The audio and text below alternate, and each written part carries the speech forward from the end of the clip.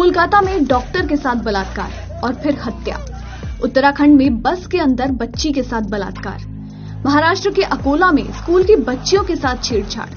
हर दिन एक नया दिल दहलाने वाला मामला।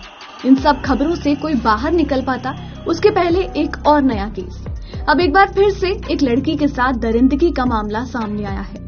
इस बार यूपी के झांसी में इस दरिंदगी को अंजाम दिया गया। झांसी में एक नाबालिग लड़की से गैंगरेप की खबर सामने आई है। इस मामले में आरोप है कि 3 लोगों ने एक नाबालिग लड़की के साथ दुष्कर्म किया है और बताया जा रहा है कि ये सभी आरोपी आसपास के ही हैं।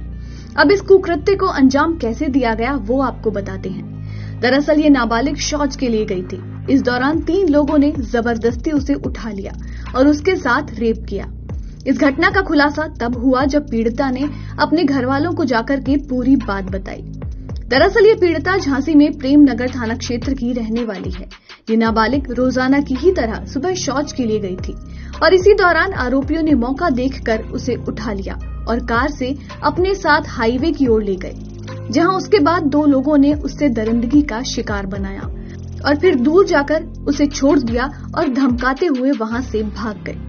पीड़िता जैसे तैसे अपने घर पहुंची और अपने घर वालों को अपनी पूरी आपबीती सुनाई। इसके बाद पीड़िता को लेकर परिजन थाने पहुंचे, जहां लिखित शिकायत दर्ज कराई गई। शिकायत के आधार पर पुलिस ने मामला दर्ज कर लिया और एक आरोपी को गिरफ्तार भी किया गया। पीड़िता की मां का कहना है कि हमारी बेटी सुबह करीब 6 बजे रोज की ही तरह शौच के लिए गई थी, जहां से उसे उठा लिया गया। जब वो घर पर नहीं आई तो उसकी खोजबीन की गई तो उसने बताया कि आरोपी उसे हाईवे की ओर लेकर गए थे। उसके साथ 2 लोगों ने रेप किया। उसे 4 पहिया वाहन से अपने साथ ले गए थे, जहां रेप के बाद करौंदी माता मंदिर के पास छोड़कर भाग गए। ये भी बताया गया है कि आरोपी उनके ही मोहल्ले के रहने वाले हैं। पीड़िता के पिता का कहना है कि जब उनकी बेटी बुआ के साथ घर आई तो उसने सारी घटना बताई। फिर इसके बाद उन्होंने शिकायत थाने में दर्ज कराई। पुलिस क्षेत्राधिकारी सदर्श ने तिवारी का कहना है कि थाना प्रेमनगर के बिजौली चौकी क्षेत्र में रहने वाली एक पीड़िता थाना प्रेमनगर में लिखित शिकायत करने के लिए पहुंची थी, जहां उसने बताया कि उसके साथ बलात्कार हुआ है। इस मामले में संबंधित धाराओं के तहत मामला दर्ज कर लिया गया।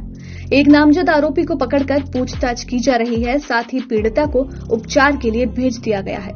मगर सवाल अब भी यही है कि आखिर महिलाओं के खिलाफ इस अपराध पर कब लगाम लगेगा।